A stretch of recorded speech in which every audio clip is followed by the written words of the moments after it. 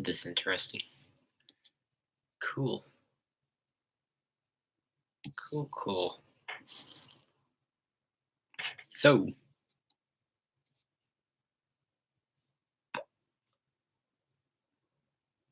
all right.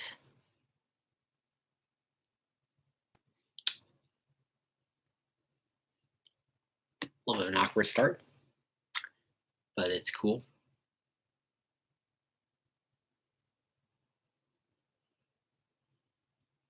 Hello, Philip, and goodbye. He literally just showed up, said hi, good night, and goodbye, and he's gone. I don't even know why he took the time to stop by. Beyond me. Um, but yeah, am I talking loud enough?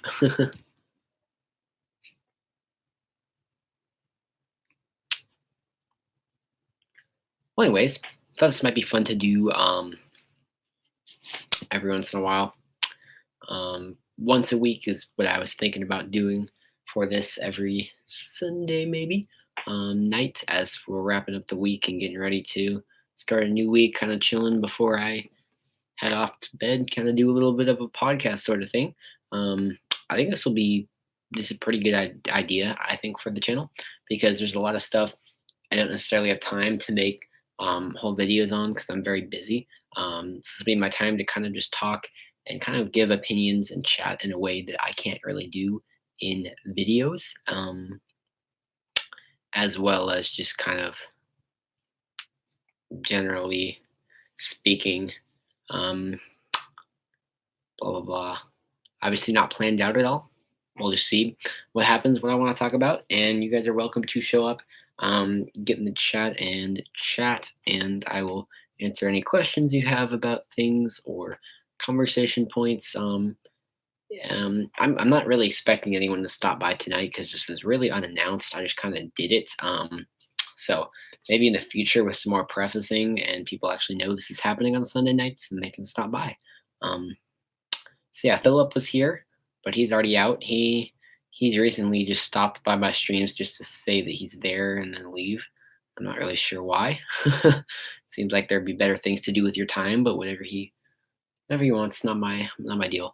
But yeah, quite a lot of stuff happening this week that I can kind of just talk about now because why not? And man, the camera quality is horrible. I don't know what to say about that. It's just the webcam built in my computer. I need to get a separate webcam, high quality webcam. Speaking of which, I'm actually going to look right now and see how much that costs. How much would it cost to get a new higher quality webcam? Let's find out.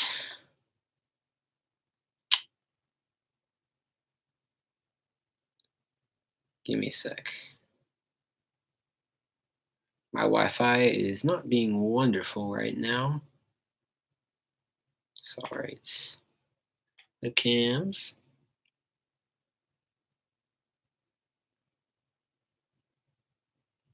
I'm looking at like a 4K webcam.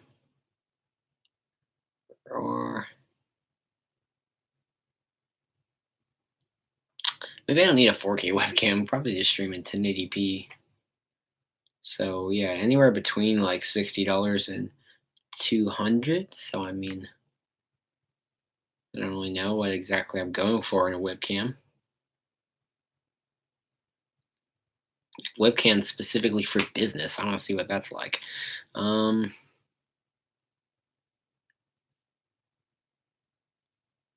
It's like the same ones as the ones for consumers, just with different names attached to the product. Not that I'm all that shocked. But anyways, weekly podcast. Wanted to kind of just talk about stuff going on this week. And so first thing kind of happened on Monday. We had macOS Mojave come out for Macs, pretty much all Macs newer than 2013. So that was cool. Yeah, the macOS High Sierra worked with like Macs all the way back to maybe 2008, I think, or maybe it was 2010. But I know they made a big jump in years for the macOS Mojave, because macOS Mojave actually shifts from what I've heard, it shifts completely away from OpenGL and totally to Metal. And those older Macs that couldn't support Metal couldn't support the base graphics for how Mojave works, and so they got dumped. And so I think it's just 2012, 2013 ish or newer. Seems like the iPhones and iPads kind of follow a predictable pattern as to when your device is going to be outdated and not work with the newest software. Mac seems a little bit more spontaneous. It's just kind of like, you can have a Mac that'll be the oldest supported Mac for like 3 or 4 years in a row, and then suddenly they'll just cut like 5 years worth of Mac models in one update. So it's really, you never really know whether your Mac's going to be cut or not. I have a 2015 MacBook Air right now, so I've probably got I'd say if 3 or 4 more years of updates on here, maybe. But who knows? It could be much longer than that, or it could be a little shorter. Just depends on where they want to make their cuts. Um, I guess it's more based on operationally, fundamentally, which computers can run the base system. Um, but yeah, I am hopefully going to, by the end of next year, upgrade to a MacBook Pro. That'll be good because then I can stream in a full 1080p 60 frames per second. And also I'll be able to video edit in Final Cut Pro, because I really don't want to pay for Final Cut Pro on this computer, because this computer, it's barely able to render video in iMovie without struggling. So I feel like it really would not be able to run Final Cut Pro, which sucks because I want Final Cut Pro. But I don't want to pay $200 for Final Cut Pro and then it not work properly. If you know what I'm saying? So that'll be another pro to having a MacBook Pro, and then also video render speeds. I'll be able to, make a lot more content because everything will work faster. Because right now, I can make a video, hit render, and it takes longer for the video to render than it took for me to make a video. But I can't go do anything else on the system because all the CPU power is going toward rendering that video. It's not the RAM that's the problem. This thing has plenty of RAM. I think we've got like eight gigabytes on this, which that's enough for what I'm doing. I could easily RAM-wise run iMovie and something else at the same time. It's just a problem of CPU usage. If I start to do something else, then that video render time will go from like 30 minutes to like an hour, because it's having to draw CPU power that was being used toward rendering the video to then, I don't know, browse the internet or something. So yeah, cool stuff. And then we had Firehawk at Kings Island got removed. So that was a bit sad for me, because I have been to Kings Island before. It's one of the few theme parks I've actually been to. I remember I am a coaster enthusiast, but I only have 48 credits, I think. I'm not 100% sure on that one. I think we're at 48 credits, which I know a lot of people on this channel probably are not coaster enthusiasts. Basically, what that means is I've ridden 48 coasters. I've been to nine amusement parks, maybe. Sounds about right. 9 amusement parks. So yeah, Kings Island was one of them. But unfortunately, we were only there for a couple of hours, my friends and I, and the lines were pretty long, especially for a Firehawk. So we kind of just went around to the larger rides that we wanted to get a ride on, and we didn't get to ride anything twice. Like we rode Banshee, Beast, Diamondback. Mystic Timbers was actually brand new that year, but we didn't get around to riding it, mainly because we didn't know how good it was. People rave about Mystic Timbers now, but like I said, it was opening year. We didn't really know yet, and I kind of sad we missed out on that one, because we ended up riding in Vertigo. I probably would have rather ridden Mystic Timbers and in Vertigo, but who knows? We may not have had time, because the line for Mystic Timbers the lines were nuts on the opening year. I remember. But yeah. Also, Mystic Timbers is tucked back in the woods. You don't really see it. So we didn't really know it was there. We kind of saw the sign and we were like, what's that? That was before I completely descended into being a full coaster enthusiast. Now, of course, if there was a new ride at a park, I would definitely know. But at the time, I didn't. But anyways, back to Firehawk. Just a second. Yeah, back to Firehawk. Kings Island. We did not get around to riding that one. We really wanted to, but it was literally the line was an hour and a half, and I don't know if that was because of the dispatches were terrible, probably terrible. The queue was not full, so I think it was just slow dispatchage. But the guy at the front said it'd be about an hour and a half wait, and we wanted to be able to ride some other stuff because at that point we had only ridden in Vertigo, Banshee, and Racer. So we skipped out on Firehawk. Yeah, we skipped on Firehawk, and now Firehawk's getting removed. So that sucks because I'm hoping to go back to Kings Island at some point. Probably not anytime soon because if I want to, if I'm able to, it's not that I don't want to. I definitely want to be able to go to more parks. It just doesn't really work out that way. But if it works out for me to go to any parks, I'm definitely not going to choose one I've already been to because I've gotten most of the main credits at Kings Island. But I was hoping to go back at some point and ride Firehawk. But that's not happening now because they're actually removing Firehawk, which I did a short video on. I told you guys I was going to do a video this weekend, kind of with the implications of what Firehawk's removal means for Kings Island. But there are just so many other coaster enthusiast channels that have talked about that and pretty much all give the same answers, which is also the same answers I was going to give. That there's not really a point. You guys can just go watch those specific videos. But basically, either a B&M Giga Coaster or RMC remake of Son of Beast type deal. One of those two things, I could see it going both ways.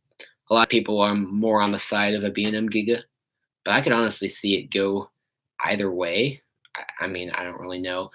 So, yeah, that's basically the implications of Firehawk's removal in just a few seconds. But I am disappointed because I rode Nighthawk at Carowinds and it was a bit bumpy, which is why I didn't like it. And you spent more time on your back than on your stomach. But the times you were on your stomach on Nighthawk were amazing. And Firehawk, you spend a lot more time on your stomach than you do on Nighthawk. So it makes me really wish that I was able to get a ride on Firehawk at some point, but I didn't. So that's unfortunate. Firehawk's removed now, and so I'll never get to ride. But hey, if they do get in a B&M Giga or an RMC Son of Beast type thing, it's definitely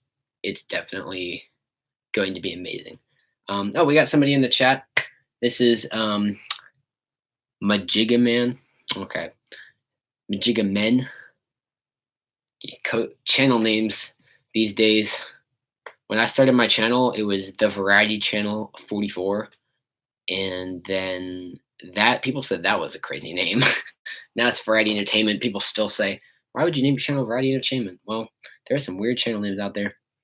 He says, "Have you made any money from this channel? My channel, Variety Entertainment, has made $0.00. Here's the thing: in order to even begin monetization on a YouTube channel, you need to have two things. You need to have 1,000 subscribers, and no, I think it's 10,000.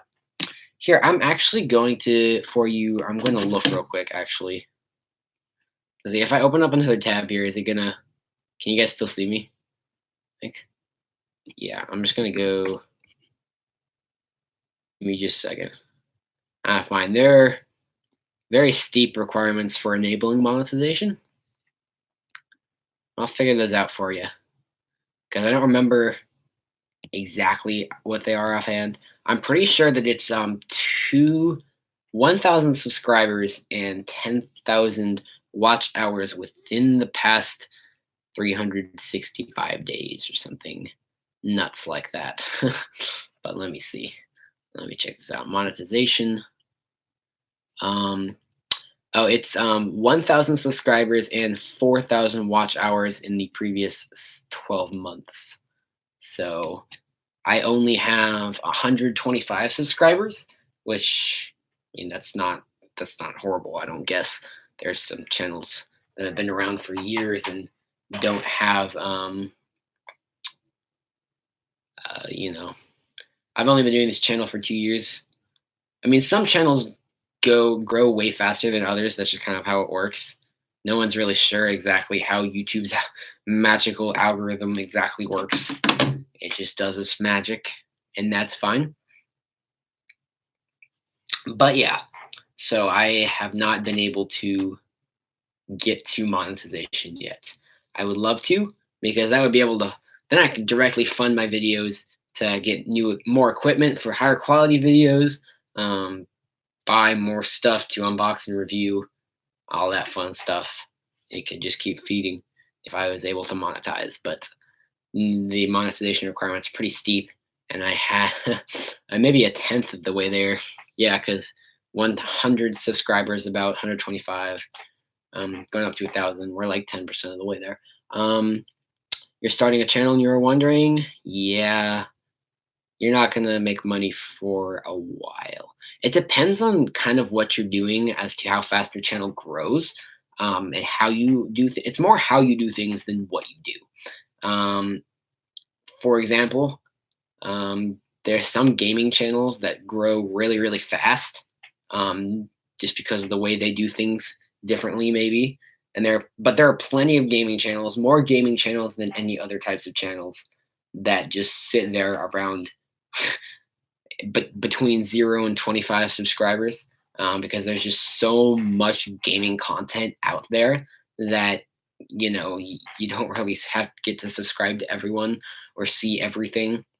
And that's why I kind of like having a variety channel here, variety entertainment. Like I can kind of do whatever I want, and so I can pull views and subscribers and things from a variety of different topics. Is kind of the idea. And obviously, that hasn't 100% taken off yet. We're only at about 125 subscribers. But I feel like once the channel starts taking off and it really takes off, it'll be really beneficial to be able to pull from multiple interest bases into one channel. Um, Majigaman asks, "What's your motivation to continue doing YouTube? Why don't you give up if people don't watch? These were problems I was struggling with." Well, my motivation to keep going right now is, I mean, I'm still a really far off from monetization. So, when I first started, that was my goal, monetization. That's not really my goal anymore. It'd be great if we can get there, but right now, I don't really care about monetization anymore. It's more about the people on the channel. That is my motivation right now, is that there aren't very many, but I can upload a video. Like I used to be able to upload a video and get no views. Now every time I upload a video, it consistently gets 20 to 30 views just from my subscribers checking it out, that's pretty good. I don't really have to fear about videos going to waste, because I'd always feel bad when I poured a lot of time and effort into making a video, and then no one watched it. That can be really discouraging. So I'd say just keep going is what I found out. You just keep pushing through, especially the hard times where no one's on the channel doing anything, no one's chatting, um, no one's doing anything, no one's commenting. There will be times like that. You got to keep pushing through. As I found, there were several points within the first year, especially of the channel, where I really thought like maybe I should just stop doing this. There's not really a point. But you'll get to a point, especially when you start having people on the channel, um, that comment and stuff. It can be pretty motivating. To know that someone's out there seeing what you're putting out there, and that was kind of my motivation to keep doing YouTube. Um, Especially now, I think I got quite a few people consistently on my live streams and things like that. It's like every time I live stream now, I know someone's gonna pop up at some point, and every time I post a video, I know it's gonna get views, and so that's especially motivating for me now. But I say just keep pushing through the hard times, because you'll get to this point at some point. BTW, really love the hair, super cool. Oh yeah, yeah. It just does this naturally. Like I don't put anything in it. It used to be super straight, but then it naturally started getting curly, and I just let it. I don't do anything to it. Anyways, so why do you do YouTube? Just for fun? It's mostly just for fun. Yeah. When I was younger, I didn't really do much of anything electronic when I was younger. I had pretty shieldy, protecty kind of parents. I know a lot of you guys can probably relate. Um, But anyways, when I did finally start getting on and watching YouTube, um, was probably when I was around, middle school aged, and I really liked what I was seeing. It wasn't exactly that I liked the content I was seeing, but I was kind of enamored with the people that made the content. And like that's something that someone actually actually does. And so I kind of figured it out, and I was kind of like, wait, it's not hard to do. I could do that. And so eventually one day I was like, yep, here I am. I'm doing it now. But yeah, it is mostly just for fun because, like I said, haven't reached monetization yet. Um, so I'm not making any money off of this. It's mostly just for the idea that I can take my passions and make something out of my passion that other people online are seeing and enjoy, and that's cool to me. Um, what are the benefits of Nintendo Switch Online, and how much does it cost? All right, thanks for getting us back on topic. That's something interesting that happened this week, or maybe 2 weeks ago ish. Nintendo Switch Online. The weird thing with Nintendo Switch Online is I don't think anyone really likes it. I'm gonna pull my chair up a bit. All right. I don't think anyone really likes it. It just kind of showed up. It's funny. The main benefit of Nintendo Switch Online, which you can probably guess from the name Nintendo Switch Online, the main benefit is being able to play your games online, which is something that you could do for free before Nintendo Switch Online was a thing. But then Nintendo Switch Online was a thing, and now you can't play games online for free anymore. So I don't really know. I don't really know if that's a good thing. Um, but all the benefits you get to play your games online, which you used to be able to do for free. Now you're completely locked out of that until you buy Nintendo Switch Online. The other things you get that weren't present before, you get the NES game selection, which right now there's only about um, there's like 12 games on it right now. I'm not even joking. But basically, it's just like an emulation software type thing that lets you play NES games on your Nintendo Switch. And you can also play them online, which is really interesting. I haven't been able to test that yet because I don't have any other friends that buy the Nintendo Switch Online. Um, but yeah, you can play the NES games online. Um, and play NES games, period. And they're going to keep adding NES games in the future, but right now there's only like 12. But it's 12 of the better ones. Like you got Donkey Kong, you got Legend of Zelda, you have Super Mario Bros. And Super Mario Bros. 3, you know. Um, and yeah, so you got online play, NES games. We have a special offers, which we have no idea what that is yet. They just said, join Nintendo Switch Online, get special offers. But it's that's kind of an empty promise right now because we don't even know what that is. And then there's the Nintendo Switch Online app on your smartphone, which is, I mean, it exists. They did add the functionality to voice chat with strangers on the app. So that actually gives the app a purpose. Like just if you enter a lobby, you can voice chat with other people in that lobby without them being on your friends list. So that's a reason to actually use the app instead of just using Discord or FaceTime or something like that. But still, it doesn't had.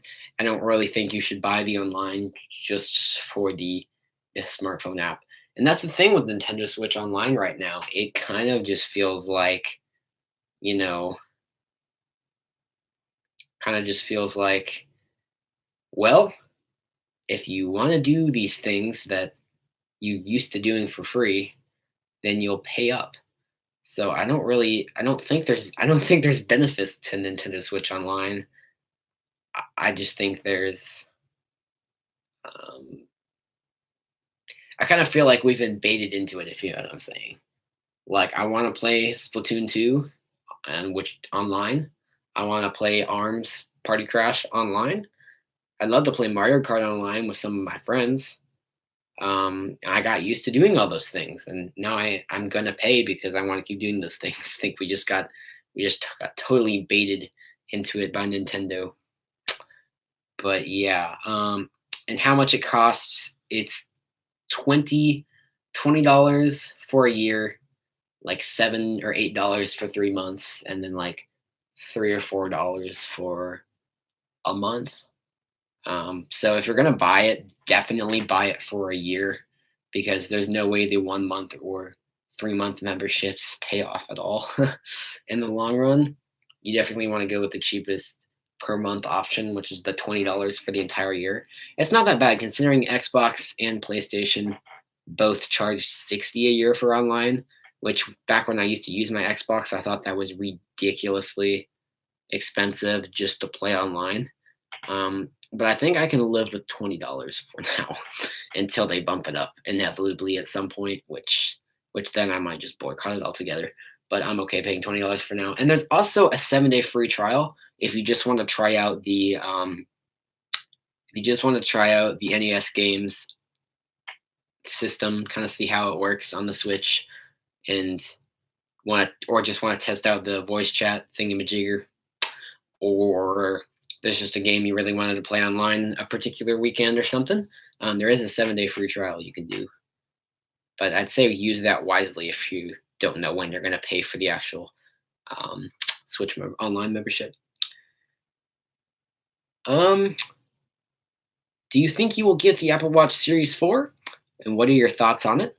How about the iPhone XS and iPhone XS Max? Do you think Apple messed up with the iPhone XR? All right, that's a lot of stuff to talk about. So with the Apple Watch Series 4, do you think you will get it? No, probably not, because I have a Series 3 that I just got last year. So yeah, I don't really want to upgrade. I'm not someone that upgrades my electronics a lot just because don't think I'm in any way poor. Money wise, I'm probably in the very upper quartile of the middle class. So I'm not at all in a struggle for money. Um, but that being said, I'm not like the rich YouTubers you see, like Everything Apple Pro. They're able to buy like 10,000 iPhones and drop them all off of a parking garage. Like those always make me just like grit my teeth and grab my fists in anger that they're wasting that much money on that. But I try to spread out my money, um, use it to buy things I'm actually going to enjoy. And with electronics, I am a huge techie person. Don't get me wrong there. Um, but I think when I have a fully functional device, it doesn't need to be upgraded every year. It's kind of my opinion there. Um, so I just got this Apple Watch Series 3 last year, and it's still perfectly functional. So no, I don't think I'll be getting the Apple Watch Series 4. My thoughts on the Apple Watch Series 4, though, I think it looks fantastic. That was honestly my favorite part of that September event from Apple. Um, Even better than all the iPhones. I loved the Apple Watch Series 4 because that's the first major redesign. This is the Series 3, and I guarantee if you put this next to a Series 0 is what they're calling the original first generation Apple Watch, put them side by side, you would not be able to tell the difference because they have fundamentally changed nothing about how the watch. Really, all that's different between this and the Series 0 is this has a much, much faster processor. The Series 0 first generation Apple Watch had a terrible processor, single core, really slow. It was blazing fast. It seems to have slowed down a bit in WatchOS 5, but it's still pretty dang fast, dual core processor, and it's also waterproof. But that's basically the only difference between this and the Series Zero, the original Apple Watch, also built in GPS. And the Apple Watch Series 4, it's a thinner case. It's got a new look that looks much cleaner, much nicer, but it's noticeably different from this watch, and that's what I like about the Series 4. It's actually a noticeable upgrade. It's got the bigger screens with the curved edges because let me pull up a watch face on here so I can show you the screen size. Here's the time lapse face. That looks so bad on my computer webcam. But you can see it doesn't extend all the way out, and you've got jagged edges on the screen. Series 4, rounded edges look much better, stretches all the way out to the side. It's an awesome display. I actually would really want to upgrade to the Series 4 just for that better display. But my Series 3 fully functioning, and I'm going to keep it for quite a while before I upgrade to another Apple Watch. Um, but yeah, the health stuff related to the Series 4 didn't excite me as much, like the ECGs and the updated heart rate monitor. I mean, I don't have heart problems. I do track workouts with this, and I do um, use the activity functions, but nothing about the Series 4 sounded too groundbreaking in that department for me. That's not really a watch seller. The watch seller would be the new look, thinner design, and the better screen. So yeah, um, so yeah, I definitely think the Series 4 looks amazing, but I personally won't be picking it up because I already have Series 3. Thoughts on the iPhone 10s and iPhone 10s Max? I think it was about time that they returned to the S naming scheme, because when you think about it, like, let's go, the iPhone 7 was probably, in my opinion, the worst iPhone release ever. The iPhone 7. It was basically just a 6S. They took they took one of the little antenna band. This is not a 6S. This is a 6.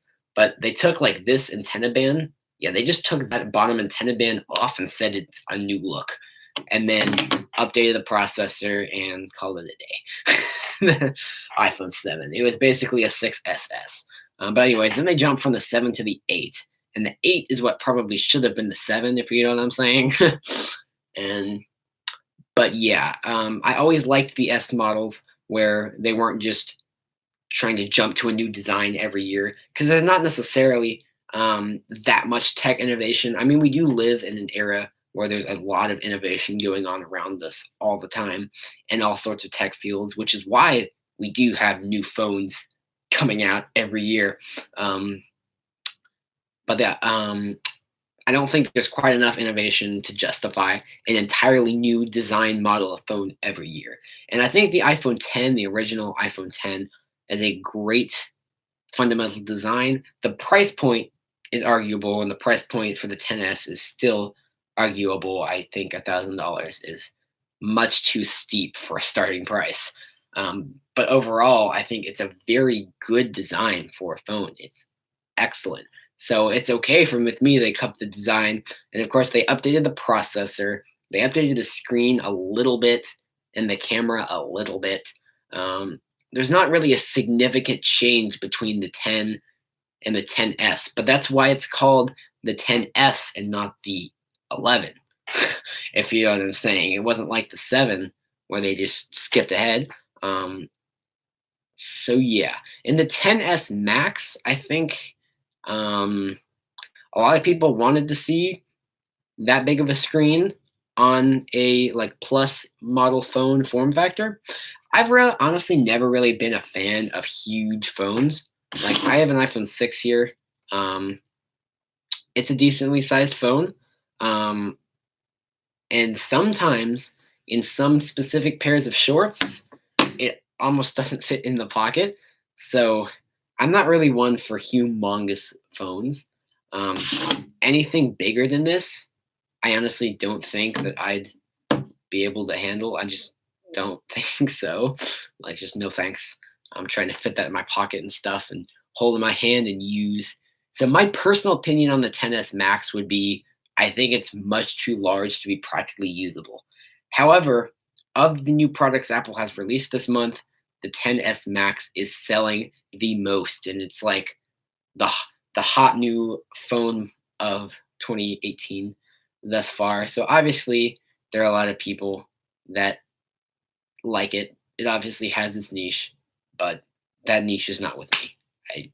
I just don't think it's practically usable for me. Do you think Apple messed up with the 10R?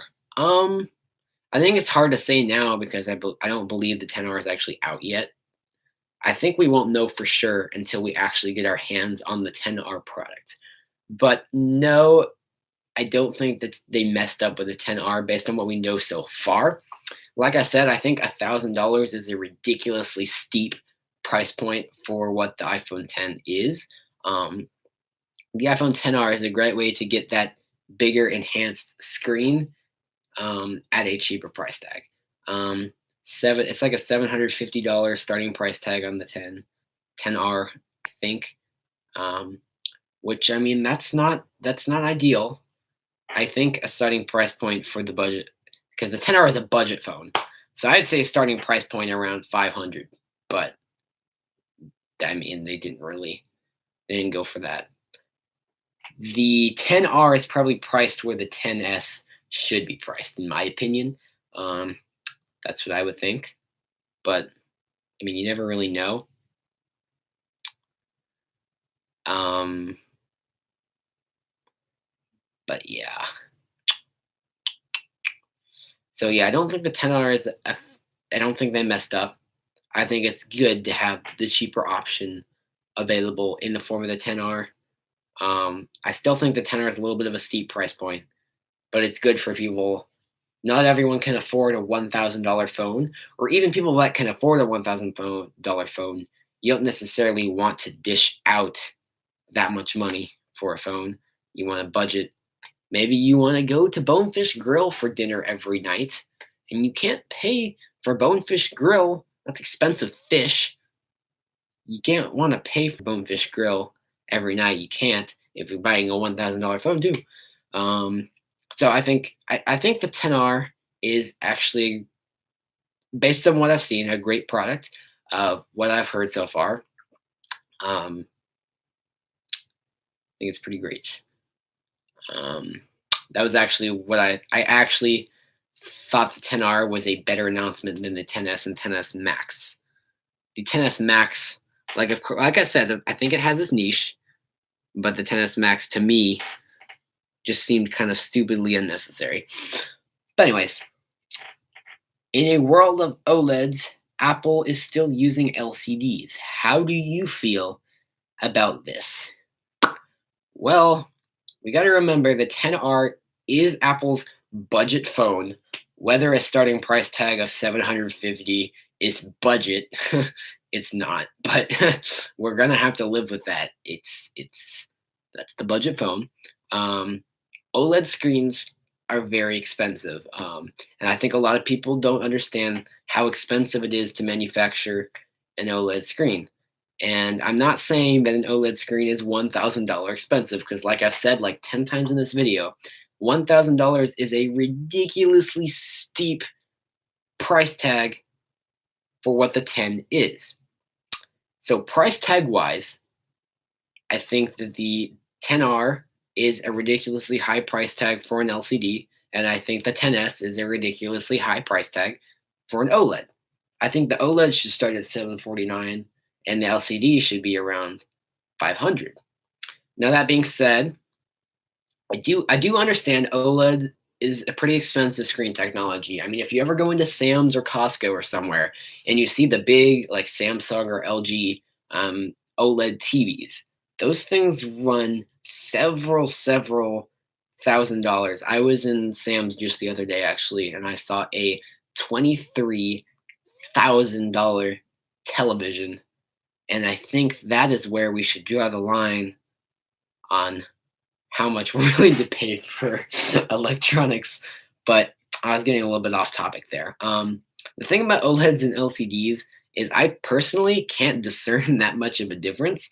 I understand the benefits to the OLED technology, and yeah, I can kind of see the colors pop a bit more on OLED displays, but um, I yeah, like this. I have an iPhone 6. It's got an LCD. In fact, it's actually an LCD from all the way back in 2014. And my mom has an iPhone 10 with the OLED panel. And I honestly, using the two phones, I can't tell that much of a difference between the OLED panel and the LCD. Um, the OLED panel is a bit brighter, not like blinding bright, but just a little clearer, brighter. And the colors pop a bit more on the OLED for sure. Um, but to me, it is not a $300 difference. It's a little bit of an improvement, but it's not a $300 extra improvement, which I understand if it's a $300 extra to manufacture. Um, but yeah. So the S9, you say the Samsung Galaxy S9 cost the same as the 10R and still had the OLED panel. Well, my friend, that's because you're forgetting th- that the S9 is a Samsung product and the 10R is an Apple product, and you will always pay more for an Apple product than you will any kind of other consumer electronic product, which is kind of ridiculous, but you just have to roll with it. Um, I much prefer Apple's operating systems, and I much prefer the general look and designs of their products, which kind of locks me into crap I have to pay, what people call the Apple tax. But yeah, the S9 costs the same as the 10R because basically the 10R probably should cost around 500 and they add the Apple tax. Um, and the iPhone 10s probably should be the same price as the S9, but they charge extra because they can. That's the thing with Apple. They have everyone locked in to the point that they can charge whatever they want. And it's easy to say we all just go on strike until, they do something about it, but they're not going to do anything about it. And there's no way we're going to get enough people to stop buying Apple products to get them to do anything about it. So, yeah, that's why the S9 with an OLED panel costs the same as the 10R with a LCD panel because you're always going to be paying more for something with the Apple logo on it. As stupidly depressing and pointless as that is, it's the truth. So yeah, I think the 10R fundamentally as a product is fine. Um, I think OLED display technology is cool for sure, and OLED screens look nice. But I don't think that the 10R having an LCD is necessarily a huge deal breaker per se. Because, like I said, LCDs are not bad. Um, it's not like we're jumping from a 480p screen to a 1080p screen. Um, after using an HD TV, going back to a standard definition TV is impossible. But I think after using an OLED screen, it's more than possible to go back to an LCD screen, no problem. Um, that's just kind of what I think. I know there's some people that can tell a lot more of a difference between the LCD and OLED than I can. But it's all just kind of in your eyes. Different people's eyes work differently and are able to discern different differences between different things. So that's kind of that. So yeah. All right.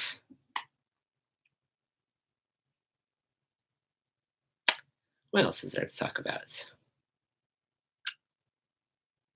Oh yeah, we had Arms Party Crush this weekend. It was pretty cool. Um, I streamed that yesterday. 2 different streams yesterday. I think we played a total of 4 hours on stream and an hour on my own for I literally played that like 5 hours. But anyways, it was a pretty fun party crash, and I was excited about that one because I got my party crash lab level up to 30, which I've never done before, which means I get all six badges from that party crash. So that was pretty sweet. Um, Pretty dang sweet. So yeah, that's really all there is to say about that party crash. I was just pretty happy I got up to 330, level 30. It is hard work though. What time is it for you? I'm in Central Time, so it is currently 10:14 p.m. What time is it for you over wherever you are?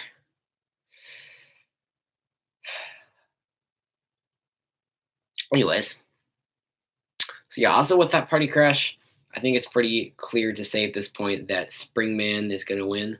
Every lobby I was in, Springman was winning over Masango, and I think definitely Springman is a more popular character than Masongo, especially since it's much easier for a beginner to pick up and play Springman than to pick up and play Masongo. There's a lot more um, technical kind of stuff that goes into trying to play Masongo than Springman. So I think Springman definitely won. Those results will be coming out tomorrow afternoon, so we'll see for sure what happens. But I will be more than shocked um, if Springman does not win. All right, Mega Man is heading to bed. Good night to you as well. Great live stream. Well, thank you. I enjoy compliments. And if you're considering starting back up your YouTube channel because it sounded like you've done it before, good luck to you and keep pushing through it. I'm sure that you will be great at some point. So, trying to think if there's anything else I want to talk about before I call it. Um, I probably got about 15 more minutes to stream. If we got anything else to talk about, I think next podcast I'm trying to try and be a bit more prepared beforehand on kind of current happenings. I kind of came up with this idea just like 2 hours ago, so that wasn't much time to slap much of anything together. I definitely don't think they should be scripted. I think that's kind of what makes this kind of stream or podcast cool is if we don't script it and just have me just chat in a way that I'm not able to do in any of my videos. Just kind of free chatting, non-scripted. I don't even know what I'm going to say. I'm just going to let it come out type thing. It's kind of what we're going for here. But it's just right now I'm kind of stuck with nothing to talk about. So yeah, that's next. I'm going to look up some more for next week. There's also the Kentucky Kingdom announcement. I don't know if we have any coaster enthusiasts here right now, but Kentucky Kingdom up in Louisville, they've been teasing a new roller coaster called Kentucky Flyer, and apparently later tonight, forgot what time, some point tonight, they're going to show us what that coaster is. So that'll definitely be interesting. I've never been to Kentucky Kingdom. I only live about 3 hours away from Kentucky Kingdom, but I've never actually been there, which is interesting. I probably should. I just never really wanted to take the time because it's only like 4 or 5 coaster credits. And I don't really know if I want to spend the trip to go out there for a whole Saturday. A whole Saturday I could be spending at Dollywood. That's my shirt. Because I also live about 3 hours away from Dollywood. I'm about equidistant between Dollywood and Kentucky Kingdom. And yeah. So it's kind of hard for me every time, which isn't very often, during the rare occasion that I actually would have time to go to a theme park. I'd say Dollywood because out of all the amusement parks I've been to, which is only like 6, but out of the theme parks I've been to, Dollywood is my undisputed favorite. I love that place. And so it's like, do you want to go to Kentucky Kingdom and maybe snag like 4 credits, or you could go back to Dollywood, which is a place you love. So yeah, that's kind of that. Vinny Congetti says, "Holy shoot!" Um, I don't know what that name is. It's like Dihara. I don't know. I'm not going to try and pronounce that. Is that you? No, it's not. Sorry. I don't know if that was supposed to be a joke. I definitely didn't get it if it was. One thing I do like about live streaming this way though is that there's absolutely no latency whatsoever. When you're streaming like gaming with the Elgato, it's having to pull from HDMI onto the capture card and then send it it's having to re-encode it on the capture card and then send it back to your computer, encode it in a way your computer can interpret it, and then re-encode it again to display on your computer and then live stream it out. So there ends up being like a I don't know, like 30-minute live stream. Not 30-minute. It's more like a 2 or 3 minute delay between what's happening on the live stream and what viewers are actually seeing. Um,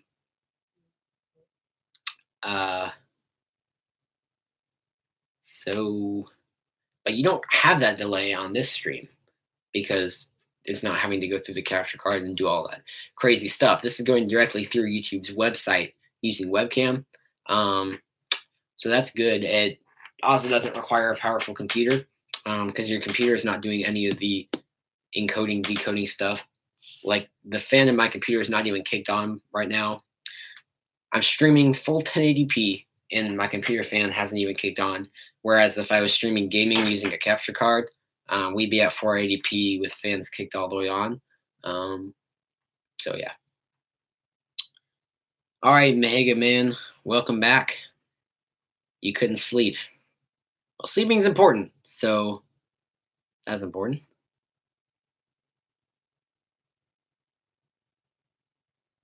You created the YouTube channel about a year ago. I'm actually gonna go right now and see your channel because I don't really have anything else to do right now. It won't let me. I don't know. I'll look it up later. Yeah, I don't really know what's up with video. Oh, deleted the videos? Oh, okay. Well, that's why. You should start it up again if you want. Or if you don't want to, that's fine. You do whatever you want. That's the thing with life that people don't understand. People seem to think that they should live life the way other people want them to. But that's the thing. You should live life the way you want to. That's what I figured out that, helped me along the trails of life. So, yeah, definitely do what you want to do. And I'm not saying drop out of school. Don't do that. Don't do anything stupid.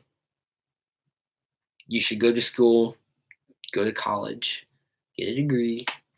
Don't do any crimes and go to jail, but definitely just have fun. Vinny, just curious, what is your name? I don't know if you're talking to Mahega Man or me. But anyways, Mahega Men. I'm sorry, it's not men, it's men. Um, Mega Men will definitely try to start again. Well, good luck with that. Hello, Firewolf. Thanks for stopping by. I haven't seen you in a while. I think the last time I had a full-on conversation with you was when you were Dark Wolf, and then you said you evolved, and may I quote, like a Pokemon. Anyways.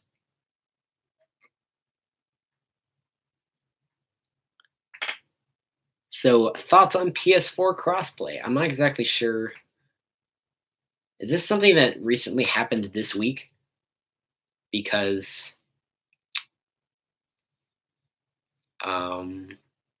yeah. But PS4 crossplay has been not really a thing, I don't think. Because the way I understood it was for a lot of games, especially Minecraft, there was crossplay between PC and Xbox, and then if there was a Switch version of the game, Nintendo joined it too. And so there was with games, especially Minecraft. I know Minecraft is the main one.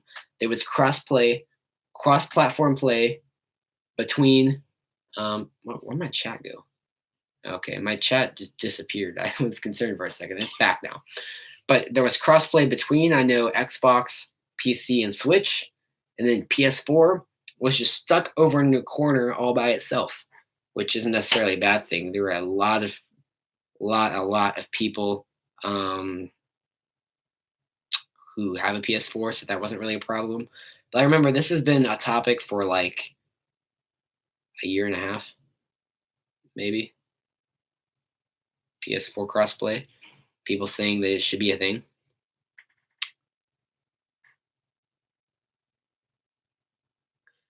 Oh, PS4 crossplay beta through Fortnite. Why is everything through Fortnite? I don't know what's up with Fortnite and online. You know, Fortnite is the only game you can play on Switch online without an online membership. Like, I don't play Fortnite, so I don't really know. But I've heard you can actually play Fortnite without an online membership. Yeah, PS4 crossplay only through Fortnite. Not surprised. Fortnite's kind of its own thing, hence why you can play Fortnite without paying for Switch Online, whereas you can't do that with anything else.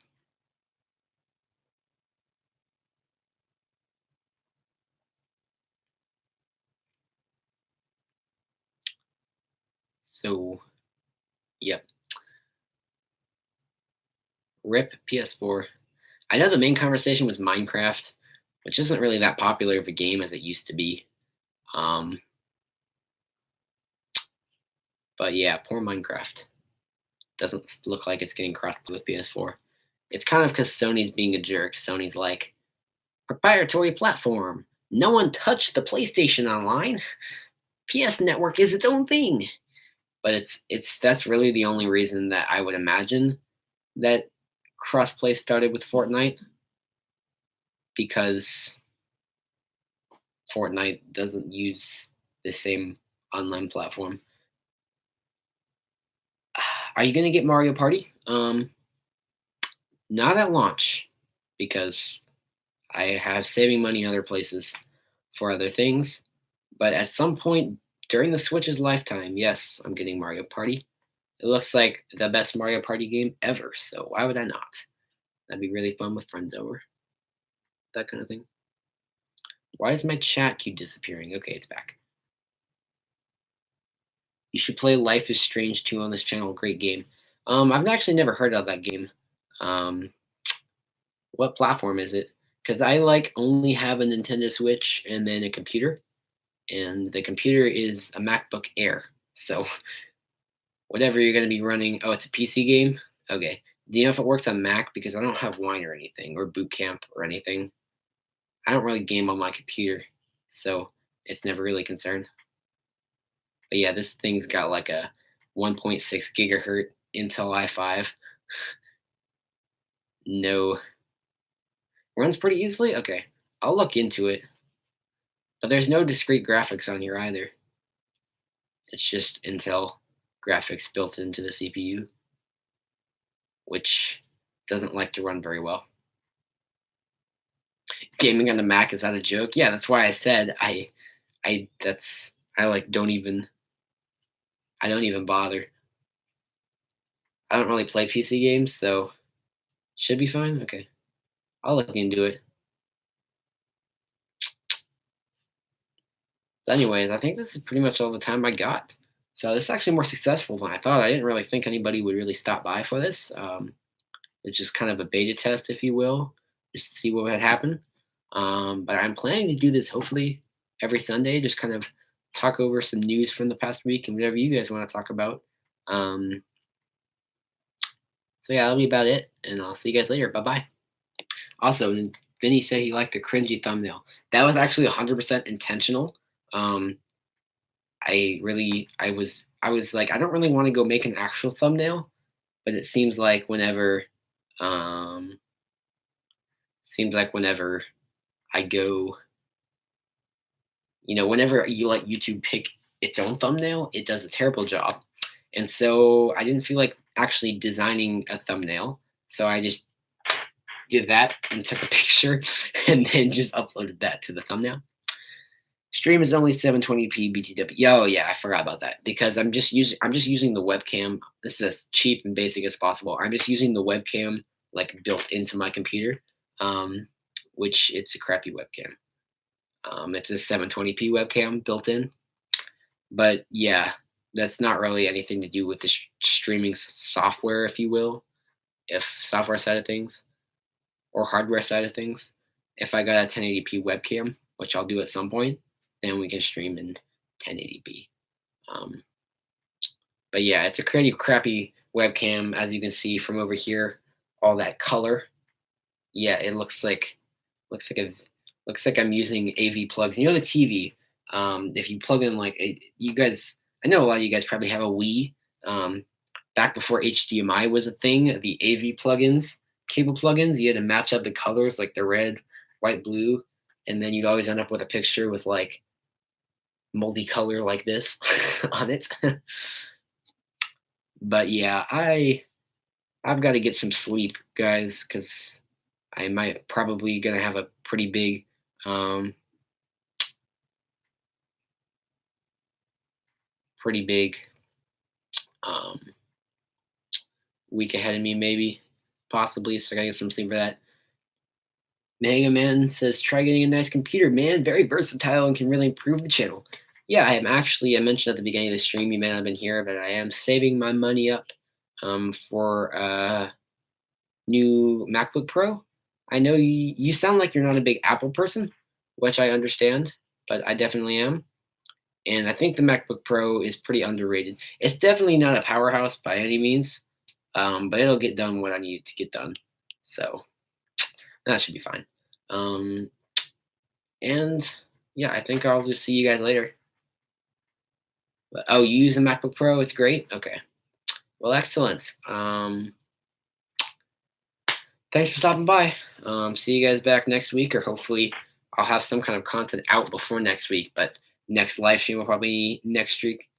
Yeah, hopefully I'll be able to get Final Cut Pro. Yeah, the only reason I haven't bought Final Cut Pro yet is because I have a MacBook Air, and so if I get Final Cut Pro, um, I'm scared it won't run well, and then I will have just wasted $200. So we're gonna wait on that. Um, Final Cut's 300. Oh, I thought it was 200. Whatever. I've heard it's a great editing software. Definitely, I've heard it's completely worth the money you pay for it. Great editing software, at least from what I've heard. Never actually used it, so I don't know. Um, that's the only. That's another reason I've been hesitant to buy it, is because I've never actually used it. Sony Vegas. I've actually never heard of Sony Vegas. I should look into that. I haven't heard of much. I've heard of Adobe Premiere, but I've heard Adobe Premiere runs absolutely terribly on macOS, so I thought I wasn't even going to bother there. But I'll look into Sony Vegas. But yeah, guys, I'd probably stay longer than I need to. I really got to go um, head to bed, do some other stuff. Hopefully, Mega Men, you can actually sleep.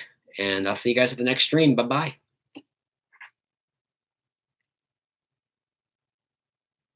I was going to see how long I'd hold that pose, but I don't feel like it anymore.